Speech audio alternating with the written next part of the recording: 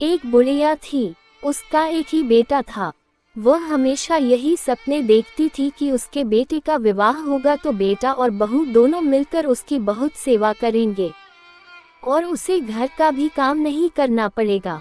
धीरे धीरे वह दादी बन जाएगी और उसका घर स्वर्ग बन जाएगा। आखिर वह दिन भी आ गया जब बुढ़िया के बेटे का विवाह बड़ी धूमधाम से हुआ। वह दादी भी बन गई, लेकिन संयोग से उसका कोई भी सपना पूरा नहीं हुआ। बुढ़िया का बेटा तो सुबह काम पर चला जाता था और पोता स्कूल चला जाता, तब बहू उसके साथ बहुत बुरा व्यवहार करती।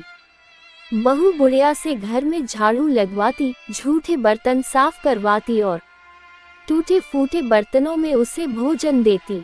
शुरू में तो बहू अपने पति और बेटे के पीछे ही बुढ़िया से झगड़ती थी, लेकिन धीरे धीरे वह अपने पति के सामने भी बुढ़िया का अपमान करने लगी।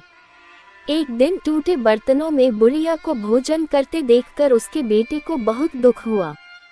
उसने अपनी मां का पक्ष लेते हुए अपनी पत्नी को बहुत डांटा। पति पत्नी दोनों में बहुत कहासुनी हो गई। धीरे धीरे बुढ़िया के बेटे ने भी पत्नी का विरोध करना छोड़ दिया। धीरे धीरे पोता बड़ा होने लगा तो वह अपनी मां का विरोध करने लगा। वह अपनी दादी से बहुत प्यार करता था। अपनी दादी पर मां द्वारा किए गए अत्याचारों को देखकर उसे बहुत दुख होता था। उसे अपनी दादी से हमदर्दी और सहानुभूति थी। अपनी मां के डर से वह दादी की कुछ भी मदद नहीं कर पाता था। धीरे धीरे पोता बड़ा हो गया और उसका विवाह भी हो गया। पोते की नई बहू छिप छिप कर अपनी दादी सास पर होते अत्याचारों को चुपचाप देखती रहती थी, लेकिन पतोहू को बुढ़ापे में दादी सास से काम करवाना जरा भी अच्छा नहीं लगता था। जब कभी पतोहू बुढ़िया की काम करने में मदद करती तो उसकी सास उसे खूब डांटती। पतोहू जब कभी दादी सास को रोते हुए देखती तो उसे बहुत दुख होता था। एक बार बुढ़िया बीमार पड़ गई और परलोक सिधार गई। अब बुढ़िया की बहू पतोहू से ही घर का सारा काम कराती और उसके साथ बुरा व्यवहार करती थी। जब पतोहू ने देखा कि उसकी सास दादी सास की तरह ही उस पर भी अत्याचार कर रही है, तो उसने बदला लेने की ठान ली। वह भी अपनी सास से वैसा व्यवहार करने लगी जैसा व्यवहार उसकी सास अपनी सास से करती थी। अब तो पतोहू अपनी सास को फूटी थाली में भोजन देने लगी। ये देखकर उसके पति और ससुर ने बहुत विरोध किया।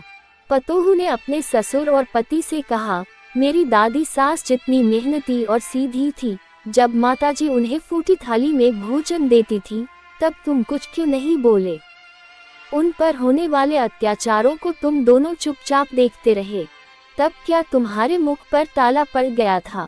यदि किसी ने माताजी की पैरवी की तो मुझसे बुरा कोई न होगा। पतोहू की बातें सुनकर उसका पति और ससुर कुछ नहीं बोले। उन्होंने भी उसका विरोध करना छोड़ दिया। ससुर को अपनी पत्नी के साथ अभद्र व्यवहार देखकर बहुत गुस्सा भी आता था। जब ससुर पतोहू को डांटने लगे तो वह उनके साथ भी अभद्र व्यवहार करने लगी। सास अकेले में बैठकर रोटी और यही सोचती कि मैं जैसा किया वैसा ही मेरे साथ हुआ। तो इसलिए कहा जाता है कि जैसा करोगे वैसा ही भरोगे। इस कहानी से हमें यही सीख मिलती है कि हमें सबके साथ अच्छा व्यवहार करना चाहिए, क्योंकि जैसा व्यवहार हम दूसरों के साथ करेंगे वैसा ही व्यवहार दूसरे लोग हमारे साथ करेंगे। कहानी पसंद है तो वीडियो को लाइक, चैनल को सब्सक्राइब जरूर करें। धन्यवाद।